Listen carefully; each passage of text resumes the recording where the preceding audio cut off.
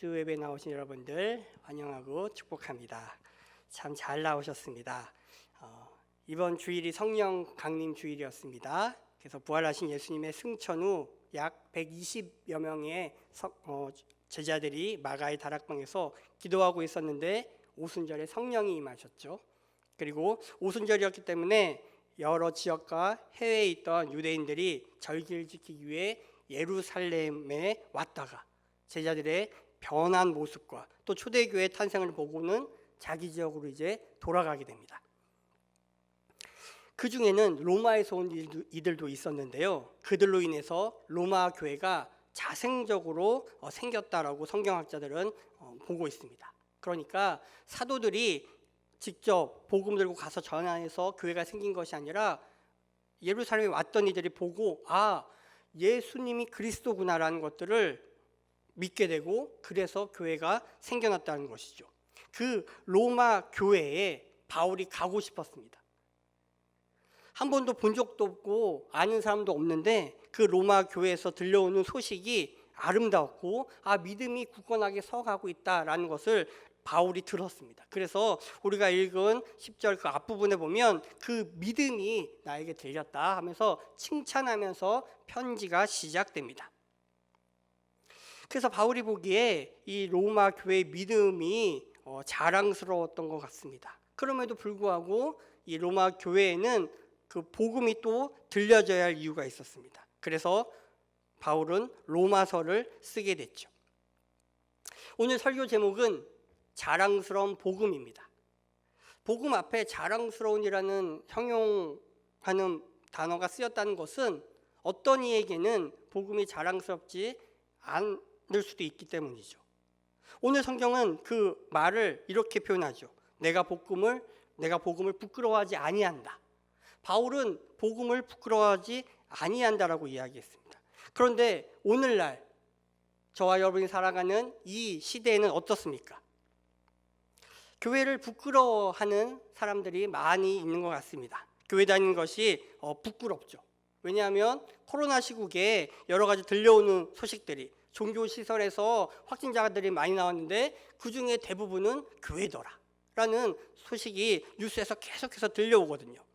그래서 인터넷에 댓글들을 보게 되면 참으로 막 험한 말들이 막 나옵니다. 기독교는 기본이고 여러 가지 예수님에 대해서 또 교회에 대해서 목사에 대해서 또 믿는 이들에 대해서 여러 가지로 안 좋은 말들이 있죠.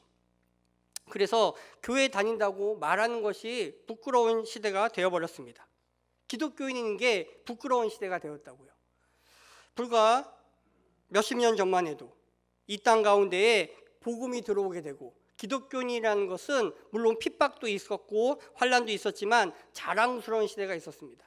앞서가는 이였고 민족의 지도자들도 복음을 믿는 이들이 많았기 때문이죠. 그러나 어느 순간 우리가 믿는 이 기독교가 교회가 부끄러운 시대가 되어버렸습니다.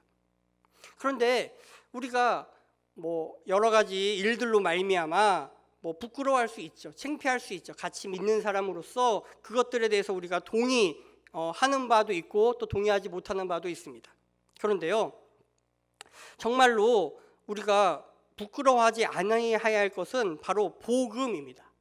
그러니까 교인인 것이 부끄러울 수 있습니다. 왜냐하면 우리 모두 다 인간이기에, 죄성을 가진 인간이기에 잘못한 것이 있을 수도 있고 또 오해가 있을 수도 있죠. 그래서 때로는 부끄러울 수도 있지만 우리가 믿는 바, 복음은 결코 부끄럽지 않습니다. 그런데 이 복음에 대해서 부끄러워하는 경향이 더 생겨난다는 겁니다. 그러니까 무슨 이야기냐면 단순히 교회에 대해서, 교회 다니는 거에 대해서 또 기독교인인 것이 부끄러운 거에서 더 나아가서 복음, 우리가 믿는 바, 말씀에 대해서 부끄러워하는 경향이 조금씩 늘어나고 있다는 것이죠. 제가 최근에 인터넷 뉴스를 보게 되었는데요. 거기에 보면 어떤 인터넷 블로그가 있어요. 불신자가 읽는 성경이라는 그런 건데요. 거기 보면 성경의 모순에 대해서 지적합니다. 그리고 그것들을 이제 자기가 막 소개하는 거예요. 창세기 1장부터 시작해서 지금 레위기까지 끝났다 그러나 그래요. 그러니까 믿지 않는 인데 성경에 대해서 자기가 읽으면서 이거 뭔가 이상하다. 어떻게 이런 걸 믿을 수 있느냐라고 해서 블로그에 올리는 건데 인기가 많다고 그래요. 그래서 그것들을 막 하면서 하는데 이 사람이 특이한 게 보통은 그냥 성경을 보면서 뭐 이거 이상하다라고 하는데 이 사람은 어느 정도냐면 그냥 구약을 읽고 있으니까 히브리어에 대한 궁금증이 생기는 거예요. 여러 가지 뭐 서적들 보면서 이렇게 막 성경에 대해서 또 뭐 하나님에 대해서 모순점과 뭐 부조리함 이런 것들을 막 지적함에 있어서 히브리어를 배워요. 이 사람은 목회자도 아니고요, 믿는 이도 아니에요. 글을 보니까 어떤 뭐 기독교 재단의 학교에서 일하는 사람이래요. 아마 뭐 교수님이나 뭐 선생님이나 되지 않을까 싶은데 뭐 하여튼 그 사람 익명으로 자신을 이제 드러내기를 원하진 않았는데 히브리어를 배워요. 30주인가요? 뭐 이렇게 갖고 수료증도 땄어요. 히브리 대학에서 뭐 사이버 과정이 있었나 보죠. 그래서 히브리어를 뭐 배웠다는 것들을 이제 딱 밝히더라고. 그래서 신랄하게 기독교에 대해서 성경에 대해서 잘못했다. 어떻게 이런 걸 믿냐라고 하더라고요. 처음에 이 블로그에 대한 소개를 제가 기사를 읽었을 때는 뭐 그럴 수도 있겠다라고 생각했어요. 왜냐하면 그 성경을 우리는 너무 익숙하게 본단 말이죠. 그래서 너무 당연하게 받아들인 것들이 믿지 않는 이들에게는 이게 이상하게 다가올 수도 있겠구나.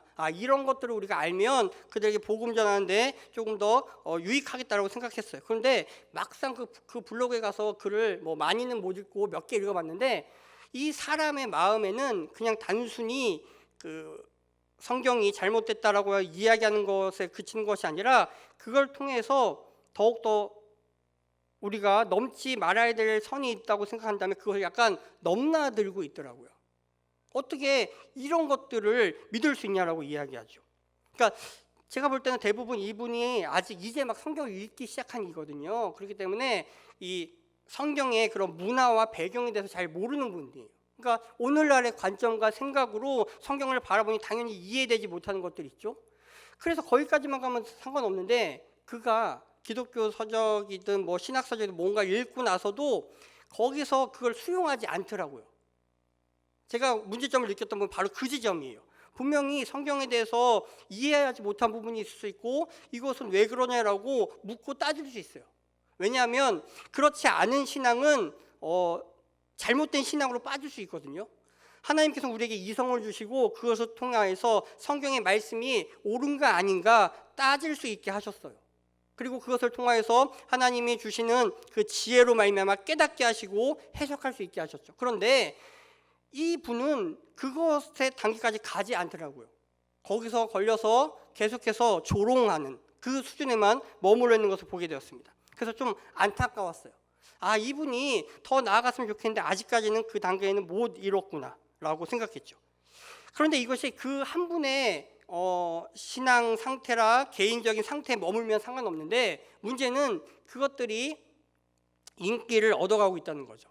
결국 그 얘기는 무엇이냐면 더욱더 많은 사람들이 그 블로그를 통해서 그 사람의 글을 보게 되고 같이 뭐 신학 서적과 뭐 히브리어까지 동원돼서 기독교의 모순과 성경의 그런 이해되지 않는 부분에 대해서 신랄하게 조롱하는 것들이 확산될 수 있겠다라는 생각이 들게 된 거죠.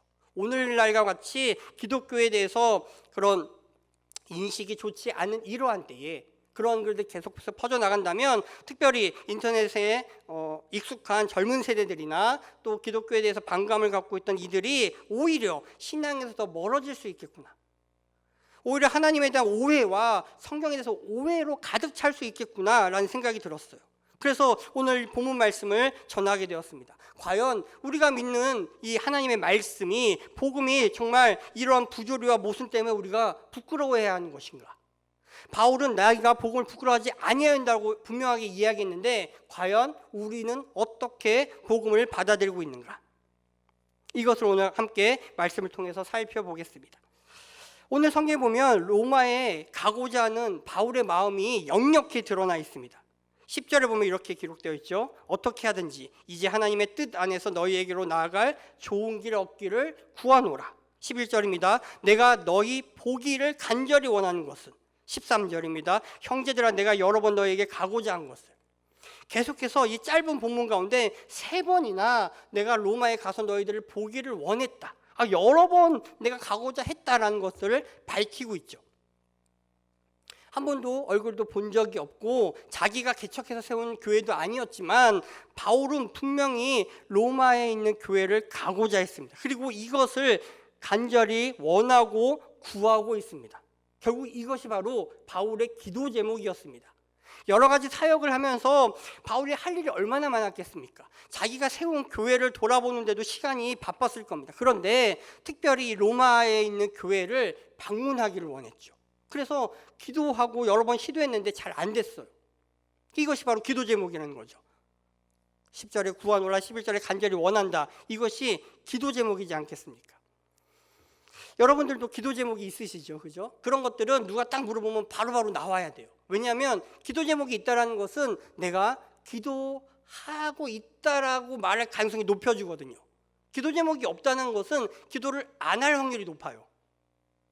그래서 누군가가 물어봤을 때 기도 제목을 바로 이야기할 수 있다는 것은 물론 마음의 소원이기도 하지만 내가 그것을 하나님 앞에 구하고 있다. 그리고 단순히 내 생각에만 머무르는 것이 아니라 내가 하나님 앞에 간절함을 가지고 나아가고 있다는 것을 의미하기도 하죠. 그래서 신방할 때 기도 제목을 묻는 거고요. 또 우리가 송구영신 예배를 앞두고 교회에서 기도 제목을 적어내시라는 것들도 성도님들에게 있는 그 기도 제목을 다시 한번 확인하고 묻고 체크하면서 기도의 자로 나아가게 하는 것입니다. 그래서 이 바울에게는 기도 제목이 있었습니다. 여러분들에게도 기도 제목이 있었으면 좋겠습니다. 그리고 두 번째로 이 바울은 기도 제목이 있을 뿐만 아니라 계속해서 시도하는 것을 볼 수 있죠.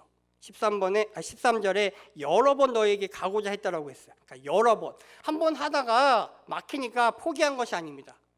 또 한 번, 또 한 번, 여러 번 계획을 세우고 시도했지만 계속해서 막혀 있는 거죠. 그래서 13절을 보면 지금까지 길이 막혔도다라고 해요. 그러니까 여러 번 시도했다는 것은 한 번, 두 번 계속하고 지금까지도 시도했고 앞으로도 시도할 것이다라는 거죠. 그러나 그기에 앞서서 이제 길이 막혔기 때문에 바울은 로마서, 그러니까 로마에 보내는 편지를 쓰게 됩니다. 우리는 생각하기에 길이 막히는 것이 우리에게 손해라고 생각합니다. 우리가 원하는 바가 있고 소원하는 바가 있는데 그것이 잘 이루어지지 않으면 우리는 왜 이러지라고 생각하죠. 특별히 바울처럼 자신의 유익과 이익을 위해서가 아니라 하나님 나라의 확장을 위하여 복음 전하는 일에 있어서 그 길이 막힌다는 것이 몹시 이해가 안 될 수도 있습니다. 이게 이해가 안 될 수도 있죠. 근데 길이 막혀서 오히려 유익이 됐죠. 왜 그랬죠? 바로 로마서를 썼기 때문입니다. 이 로마서가 어떤 서신서입니까? 신약 성경에서 굉장히 중요한 위치를 차지하고 있습니다. 이 로마서 말씀을 통하여서 아우구스티누스가 회심을 하게 되고요. 또한 마틴 루터도 종교개혁을 하게 되죠. 그 본문이 바로 마틴 루터의 그 종교개혁할 때 그 본문은 바로 오늘 우리 본문 가운데 있지 않습니까? 그만큼 로마서는 복음의 정수라고 여겨지며 또 믿는 이들에게 가장 중요한 그런 말씀 가운데 하나로 여겨집니다. 그것이 이 로마에 가고자 하는 그 길이 막힘으로 말미암아 2000년이 지난 우리에게도 읽혀지게 될 수 있었던 것이죠. 만약에 바울이 로마에 쉽게 갈 수 있었다면 로마서는 쓰여지지 않았을런지도 모릅니다. 이 로마서가 주는 영적 유익을 우리가 누리지 못할 수도 있게 될 수도 있었다는 것이죠. 그러니까 이 길이 막힌 것은 당장은 이해가 가지 않고 속상한 일일지 몰라도 오히려 더 큰 영적인 유익이 있다는 것이고, 오히려 바울에게 있어서는 말에 좀 잘하지 못했던 바울에게는 오히려 편지를 쓰므로 말미암아 기독교 교리에 대해서, 복음에 대해서 더욱더 논리 정연하게 로마에 있는 이들뿐만 아니라 많은 기독교인들에게 잘 설명해 줄 수 있는 그런 길이 생긴 겁니다. 하나의 길이 막힘으로 말미암아 더 좋은 길이 열리게 된 것이죠. 그렇다면 왜 바울은 로마에 가고자 했을까요? 그 첫 번째 이유가 11절에 나왔는데요. 견고하게 하려 함이다라고 이야기합니다. 견고하게. 무엇을 견고하게 하려 했을까요? 이 당시의 배경을 우리가 알아야 되는데요. 이 당시는 로마의 황제가 글라우디오라는 황제였습니다. 이 황제가 모든 유대인을에게 명하여서 로마에서 떠나라라고 말해요. 무슨 일이 있었냐면은 로마에 유대인들이 있었는데 그 중에는 기독교인들, 예수님의 부활을 믿는 기독교인들도 있었고 또 그 전부터 로마에 있어서 부활을 믿지 않는 유대인들이 있었어요. 이들이 부활의 문제로 논쟁을 벌이게 돼요. 막 다툼이 일어나니까 로마는 이렇게 잠잠한 걸 좋아하거든요. 이 소요가 일어나는 것을 몹시 싫어하기 때문에 이걸 어떻게든 정리할 필요가 있었어요. 근데 정리하려고 봤는데 로마 입장에서는 이 사람이 예수를 믿는 유대인인지 예수를 믿지 않는 유대인인지 뭐 별로 구분할 방법이 없이 똑같이 유대인이고 그들 내 종교적인 뭐 교리적인 문제로 여겨지니까 그냥 에이 시끄러워 너희들 다 로마에서 나가라고 해버린 거죠. 그래서 로마에서 추방 명령이 일어났어요. 이것을 나사렛 칙령이라고 이야기하기도 하는데요. 이것이 바로 로마서가 쓰여지기 전 8년 전쯤으로 보여져요. 그러니까 이 추방명이 내렸기 때문에 바울이 또 로마에 가지 못한 이유가 되기도 하는 거죠. 그만큼 가기가 어려워진 거예요. 왜냐하면 로마 본토에 있는 사람들도 쫓겨나는 판에 어떻게 다시 로마 땅에 들어가기가 쉽겠습니까? 그래서 이런 어려운 가운데서 이 신앙을 견고하게 할 필요가 있었어요.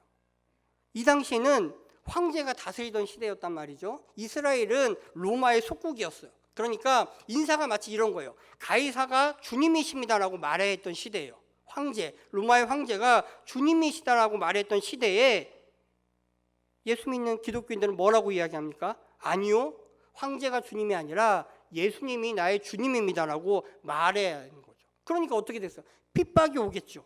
박해가 오겠고요. 그 다음에 여러 가지 삶에 있어서 불편함을 겪을 수밖에 없는 거죠. 소외당하고 배척당하게 되는 거예요. 그러니까 그런 상황이 잠깐이 아니라 계속해서 반복되고 벌써 8년이라는 시간이 지났기 때문에 이 믿음이 흔들릴 수도 있겠다 바울이 판단한 것입니다. 그래서 견고하게 하려고 내가 로마에 가야겠다라고 원했던 것입니다. 이 견고하게 한다는 말은 고정한다, 지지한다, 확고하게 하다, 단단하게 묶어놓다라는 그런 의미를 담고 있어요. 그러니까 고난과 박해에 처한 이 로마 교회 성도들을 견고하게 내가 하겠다. 흔들리고 있는 그들의 신앙을 내가 가서 복음으로 굳건히 세우겠다라는 그런 열망이 있었던 것이죠. 그래서 그가 로마에 가기를 원했습니다. 우리 교회에서도 이제 온라인 신방을 다시 좀 본격적으로 시작하려고 합니다. 그죠? 본격적으로 하는 이유가 성도님들을 보는 것이 어려움에 처했기 때문이에요. 이 로마 교회가 여러 가지 박해로 말미암아 신앙이 흔들리는 그런 상황이 겪었던 것처럼 코로나가 계속됨으로 말미암아 예배 생활에 어려움을 겪는 이들이 많아요. 그래서 어떤 분들은 매주 예배당에 와서 예배드리고 또 가정에서 인터넷 예배 잘 드리는 분이 계신가 하면 또 어떤 분들은 아마 모르긴 몰라도 신앙생활하는데 예배생활하는 데 있어서 어려움을 겪는 이들이 있을 거예요. 이것이 짧게 끝날 줄 알았는데 길게 이어지고 있잖아요. 그죠? 거의 한 1년 반 가까이 돼가고 있는 상황 가운데서 아마 영적으로 흔들리는 이들이 있을 거예요. 그러니까 교회가 더 이상 두고 볼 수 없기에 1차, 2차 이렇게 나눠서 온라인 신방을 하고자 하는 것이죠. 그들에게 이제 묻는 거예요. 아까 뭐라고 했어요? 바울에게 기도 제목이 있었다 그랬죠. 그 기도 제목을 묻는 거죠. 그래서 1차, 2차 신방을 하면서 기도 제목을 물을 거예요. 그때 여러분들이 잘 준비하셨으면 좋겠어요. 그 기도 제목, 나에게 정말 내가 하나님 앞에 간절히 원하는 것, 구할 것이 무엇인가 기도 제목을 한번 점검해 보시고 그것을 이제 신방 통해서 알려주시면 좋겠어요. 그러면 그 가운데서 계속해서 영적인 유익이 나타나는 거죠. 오늘 성경에 보면 그 견고하게 한다는 그 말 앞에 이렇게 나와 있어요. 어떤 신령한 은사를 너에게 나누어 주어 너희를 견고하게 하려 한다. 신령한 은사. 그 영적인 그 하나님의 선물을 신방을 통해서 이제 나눠 들어갈 수 있다는 거죠.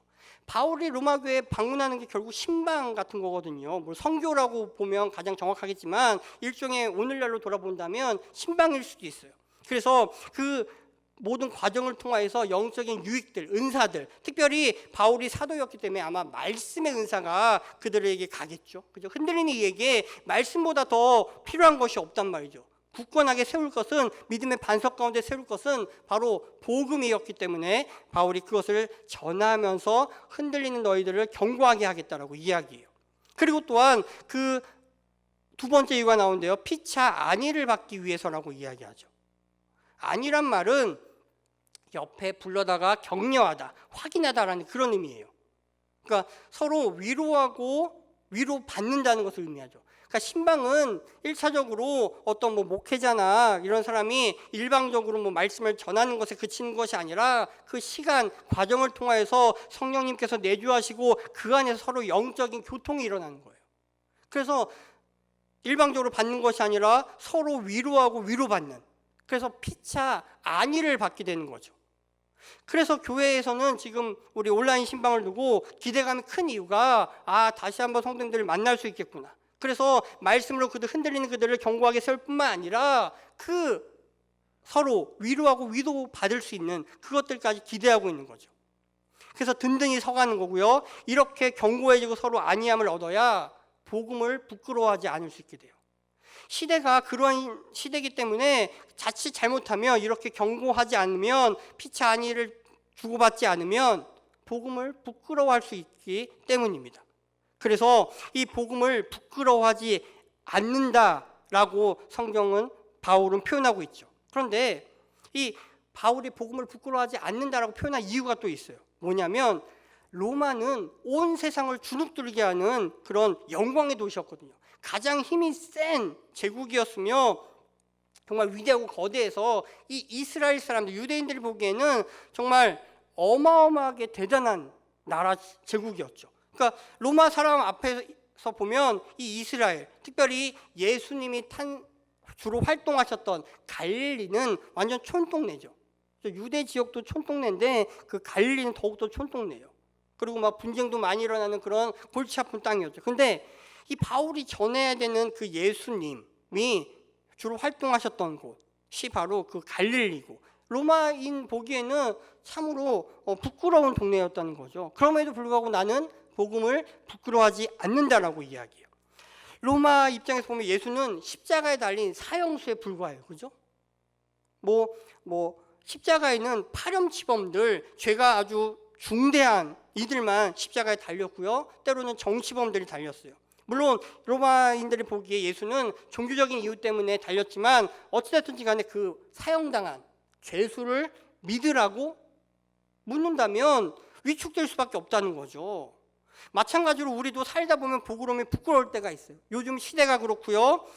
또 현대 과학 시대에 종교를 믿는다는 것, 그죠? 성경이 기록된 그런 여러 가지 것들을 믿는다는 것이 참으로 쉽지 않은 어려운 시대인 것 같아요. 그래서 예전에는 지하철 타면 성경 보는 사람을 종종 볼 수 있었는데 아마 요즘은 성경 보는 사람이 별로 보기 힘들 거예요. 물론 핸드폰을 본다라고 하는 분들도 계시겠지만 핸드폰으로 이렇게 성경 보는 분들이 이렇게 많지는 않은 것 같더라고요. 점점 사람들 앞에서 내가 신앙인이라는 것, 내가 성경 보는 사람이라는 것, 내가 예수 믿는다는 것을 드러내는 것이 부끄러운 시대인 거죠. 그럼에도 불구하고 바울은 나는 그래도 예수를 부끄러워하지 않는다라고 이야기하고 있죠. 왜 그럴까요? 그 이유가 무엇일까요? 그것은 바로 복음에는 힘이 있기 때문이에요. 능력이 있기 때문이죠. 그 대제국 로마보다 복음의 능력이 더 힘이 있음을 바울은 알았기 때문이죠. 그러니까 로마를 왜 두려워합니까? 힘이 있으니까 누르는 거죠. 압제하는 거죠. 그래서 말 안 들으면 잡아가고 가두고 그다음에 심할 경우에는 죽일 수 있는 그런 권세가 바로 로마에 있잖아요. 근데 진정한 능력은 살아있는 것을 죽이는 것이 아니라 죽은 것을 살리는 것이 더 큰 능력임을 바울은 알았기 때문이에요. 그러니까 내가 믿는 예수, 그 부활의 예수는 죽음에서 승리하신 분, 또한 자기만 사는 것이 아니라 죽은 자를 살려내시는 그 부활의 예수님을 나는 믿기에 복음을 부끄러워하지 않는다는 거죠. 왜? 로마보다 더 강하다는 것을 알았기 때문입니다. 우리가 이 세상을 살아가면서 현대과학기술 앞에서 참 기죽을 때가 많이 있어요. 예전에는 그냥 성경에 나와 있는 이야기들을 그냥 문자 그대로 믿고 살 때는 아무런 문제가 없었는데 과학기술이 발달됨으로 말미암아 여러 가지 것들이 밝혀져요. 그러면서 우리가 당연히 믿고 알고 있던 것들이 아닐 수도 있다는 것들이 우리를 자꾸만 기죽이게 해요. 그런데요, 그 현대 과학기술이 아무리 발달해도 한계가 있어요. 그 한계는 바로 로마의 한계와 마찬가지죠. 모든 것들은 죽음 앞에서 힘을 잃고 만다는 거죠. 그런데 복음은 살리는 영, 예수 그리스도 그 부활의 그 능력이라는 거예요. 그래서 우리가 복음을 부끄러워하지 않고 당당히 여길 수 있는 거죠. 오히려 부끄러워하지 하는 것이 아니라 자랑스러워하는 것. 이것이 바로 복음이에요. 복음을 가리키는 헬라어가 유앙겔리온인데요. 이것은 문자를 그대로 하면 좋은 소식입니다. 이 좋은 소식이란 말은 그 당시에는 일반적으로 승전보, 전쟁에서 이겼을 때 좋은 소식, 복음이라 그랬어요. 그리고 또한 자녀가 탄생했을 때 유앙겔리온, 복음이다 라고 했단 말이죠. 그리고 특별히 이 복음이라는 이 단어는 황제의 명령에 주로 사용되는 단어였어요. 황제가 말할 때, 황제에 일어나는 일들. 그렇기 때문에 이 복음은 기쁜 소식이기 때문에 자랑스러울 수밖에 없는 거예요. 원래 복음이란 말 자체가. 그렇기 때문에 복음을 바울은 부끄러워하지 않는다고 이야기했고, 이 복음이 바로, 그런데 황제에 관해서 쓰여졌던 이 말이 이제 예수님에 대해서 쓰여질 때 복음이라는 단어를 쓰게 된 거죠. 예수님이 주님이시다, 예수님이 부활하셨다 라는 것들이 바로 복음이 된다는 거예요. 그래서 이 말은 바로 복음이 바로 우리 안에 있을 때 우리가 부끄러워하지 않을 수 있다는 거죠. 성경에서는 하나님이 예수 그리스도를 통한 인간을 구원하신 그 기쁨의 복된 소식을 가리킬 때 이 복음이란 말을 씁니다. 그러니까 이 복음은 인간의 공로가 아니죠. 오직 하나님의 은혜로 말미암아 우리가 믿음으로 주어진 선물로 구원을 얻을 수 있게 되었어요. 그래서 이 복음은 성경 전체의 핵심 주제라고 볼 수도 있어요. 이 복음이 바로 오늘 성경이 이야기하는 바고 바울이 말하는 바예요. 그런데 이 복음이 누구에게나 들려지지만 그것을 복음으로 받아들이는 것은 다른 양상을 겪어요. 아까 앞에서 제가 소개했던 것처럼 그 불신자가 있는 성경의 그 사람은 그저 똑같이 말씀을 봐요. 물론 그는 아직 신약 성경까지 오지 않고 뭐 창세기, 출애굽기, 레위기까지만 지금 읽고 뭐 글을 쓰고 있는데 오히려 열심은 더 대단하죠, 그죠? 아니 우리 성도들도 믿지 성경을 잘 안 보는 경우가 많이 있는데 그죠? 그 대단한 열정 아닙니까? 전 진짜 목회자로서 깜짝 놀랐어요. 자기가 그냥 성경을 연구하다가 부족하니까 히브리어까지 배워서 한다고요. 예. 우리 목회자들은 이제 신학교 때 이제 헬라어와 뭐 히브리어 이런 걸 배우는데 그는 자기가 찾아서 배워서 그런 뭐 조목조목 반박하기 위해 배운다는 거죠. 그런데 누구보다도 열심히 성경을 읽고 복음을 접하지만 그것을 믿지 못해요. 그래서 하나님의 선물이라는 거죠. 그 은혜가 임해야 그 복음이 복음으로 다가온다는 거예요. 그 믿음이 주어지는 것은 우리의 공로가 아니라는 거예요. 그래서 오늘 성경은 이렇게 이야기하죠. 바로 10절에 보면 이렇게 합니다. 믿음으로 믿음에 이르게 하나니. 예, 믿음이 있어야 믿음에 이른다는 거예요. 이게 무슨 말입니까? 먼저는 우리가 입으로 고백하는 그 믿음이죠. 입으로 시인하면 구원 얻는다는 말이 성경에 나오는데요. 이것이 단순히 오늘날 같은 시대 상황에서 입으로 고백하는 게 아니에요. 아까도 말씀드렸다시피 황제가 나의 주님입니다라고 고백해야 했던 그 시대에 황제가 아니라 예수님이 나의 주님입니다라고 고백해야 된다는 거예요. 이것이 믿음의 입으로 고백하는 것의 참된 의미라는 거죠. 이 입의 고백은 생명을 내놓고 하는 거예요. 목숨 내놓고 하는 고백인 거죠. 단순히 나는 뭐 기독교인이에요라고 말하는 정도가 아니라 절대시했던 정말 신으로 여겨지는 황제가 아니라 예수님이 나의 신입니다. 예수님이 하나님이시라는 그 고백이라는 거죠. 이 고백은 바로 하나님께서 주신 그 은혜로 말미암아 믿음이 생길 때만 고백할 수 있는 것이고 자신의 목숨을 다해서 하는 고백인 거예요. 그 믿음이 있을 때에 믿음으로 이르게 되는 거죠. 그러니까 이 앞에 믿음이 친의의 믿음이라면 뒤에 나오는 믿음은 성화의 믿음이에요. 정말 자신의 삶을 전체를 드리는 그 의로움, 믿음으로까지 나아가게 된다는 것이죠. 그래서 성경에 많은 그 부분들이 이 믿음을 강조하는 이유가 이 믿음이 있어야지만 구원을 얻게 되는데 그 믿음은 단순히 우리가 인식하는 바 그 입술로 고백이 아니라 전 존재를 다해서 하나님 한 분만을 예수님만을 믿겠다라는 그 고백으로 드리는 참된 값진 그 고백이기에 하나님께서 그것을 귀하게 여기시고 그것으로 말미암아 살게 하겠다는 거죠. 오직 의인은 믿음으로 말미암아 살리라. 그 의인은 하나님께서 인정하시는 의인이라는 거죠. 사람이 보기에 그 믿음의 뭐 정도는 뭐 어느 정도 나눠줄 수 있지만 그것은 참된 그 의로움과는 거리가 멀 때가 있어요. 오직 하나님이 인정하시는 의는 바로 그 믿음, 하나님 앞에서 모든 것들을 다 드릴 수 있는 믿음, 하나님 앞에서 정말 신실한 믿음, 그 믿음 있는 자가 이 험하고 힘든 시대를 살아낼 수 있다는 거죠. 사람이 목숨이 있다고 사는 것이 아니라고 성경은 이야기합니다. 영적으로 깨어 있어야 하며 영적인 그 믿음이 있어야 살아있는 사람이다라고 이야기하죠. 그것이 바로 복음이 이야기하는 하나님의 능력이 나타나는 신앙인의 모습입니다. 하나님께서 그래서 우리에게 믿음을 선물로 주셨고 그 믿음대로 살 것을 말씀하십니다. 그래서 우리가 우리의 공로를 자랑할 수 없죠. 나의 믿음을 자랑할 수 없는 이유가 하나님이 은혜로 선물로 주셨기 때문이고 그것으로 말미암아 우리가 믿음 가운데 서 있고 계속해서 그 온전한 구원으로 나아가게 되는 거죠. 칭의와 성화와 영화의 단계로 계속해서 우리가 믿음의 여정, 구원의 여정을 한 걸음 한 걸음 밟아 나갈 때에 하나님께서 우리의 영과 육을 정말로 살리시는 것들을 경험할 수 있게 되는 겁니다. 이것이 하나님의 능력인 복음이 역사하는 바예요. 이것이 있기에 믿었기에 바울은 내가 복음을 부끄러워하지 아니한다라고 담대히 선언할 수 있었던 것이죠. 어떤 한 목사님이 그 신학을 하기 전에 하여튼 그 전공이 리더십 부분이었어요. 그래서 최고 경영자 리더십 수업에 들어가게 돼요. 거기에는 우리나라의 전계 유명한 그런 경영자들이 다 수업을 들어요. 거기서 이제 리더십에 대한 강의를 하게 되는데요. 안내하는 분이 목사님, 여기는 교회가 아니니까 종교적인 이야기는 가급적 삼가해 주시고 리더십에 관한 이야기만 해주십시오라고 이야기했대요. 그래서 일단 강의를 시작하고 40분간은 그냥 리더십에 대한 이야기만 했다고 합니다. 그런데 한 10분쯤 남겨놓고 하나님께서 이런 마음을 주셨대요. 내가 이렇게 끝내면 안 되는데 복음을 전해야 된다라는 그런 마음을 주시기 시작하는 거예요. 내가 지금 이 시간에 복음을 전하지 않으면 이분들이 언제 복음을 또 들을 수 있을까라는 생각이 들었대요. 그래서 이제 마음에 도전을 주시니까 이제 어떻게 할까 하다가 이제 5분 남겨놓고 이제 딱 교재를 덮고 이야기합니다. 여러분도 알다시피 저는 리더십을 전공하기도 했지만 목회자입니다.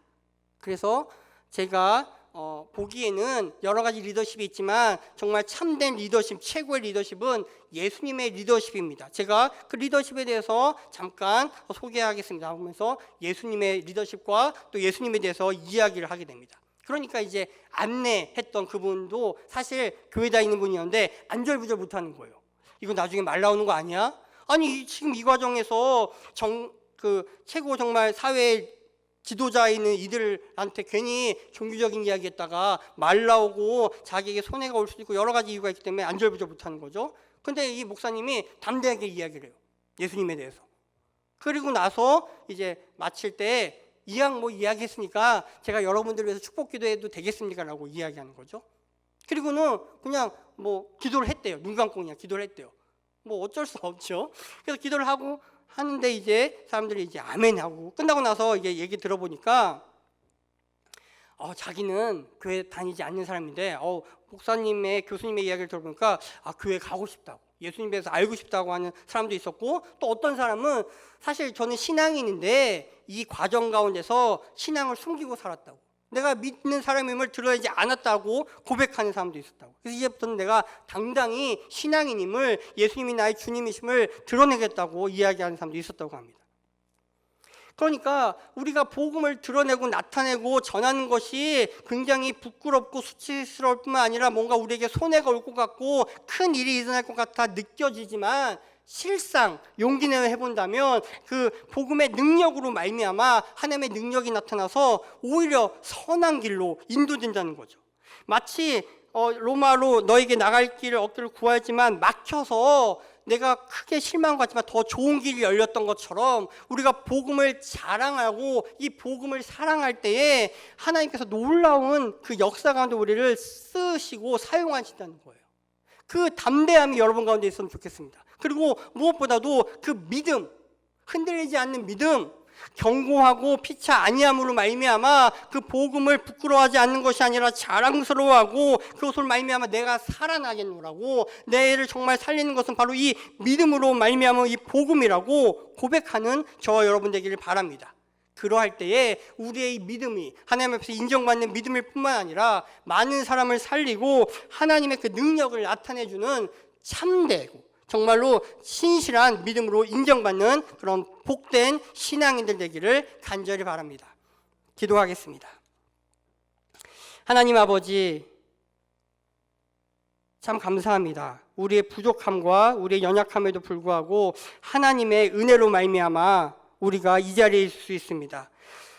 세상 가운데서 여러 가지 벌어지는 상황과 들려지는 말들로 말미암아 우리가 흔들릴 때가 있고 하나님 우리의 믿음이 하나님 아버지요 정말로 흔들릴 때가 있으면 주께서 아십니다. 그러나 하나님 이 모든 것들 가운데서 하나님 그 복음의 능력으로 말미암아 우리가 견고해지기를 원합니다. 하나님 어려움에 처해 있고 정말 신앙이 흔들리는 주의 백성들 긍휼을 여겨주셔서 하나님 아버지 그 복음으로 말미암아 견고하게 하여 주시옵소서. 하나님 아버지 우리가 계속해서 서로 하나님 아버지 다가감으로 말미암아 서로 위로하고 위로받게 하여 주시고 그리하여서 복음을 부끄러워하는 것이 아니라 자랑스러워하게 하여 주시옵소서. 이 복음으로 말미암아 내가 살아난 것처럼 많은 사람을 살리게 하여 주시고 그 복음의 능력 하나님의 능력으로 말미암아 하나님 나라가 확장되는 것을 보게 하여 주시고 담대히 전할 수 있는 믿음을 더하여 주시옵소서. 그 믿음으로 말미암아 우리가 의롭게 되기를 원합니다. 그 믿음으로 말미암아 우리의 구원이 참으로 인정받는 구원 되기를 원하오니 하나님 아버지 우리 가운데 함께 해주셔서 하나님 아버지 두려워하지 않게 하여 주시고 담대하게 할 수 있는 대로 복음 전하는데 힘쓰는 주의 백성들 되게 하여 주시옵소서. 예수님의 이름으로 기도드리옵나이다. 아멘.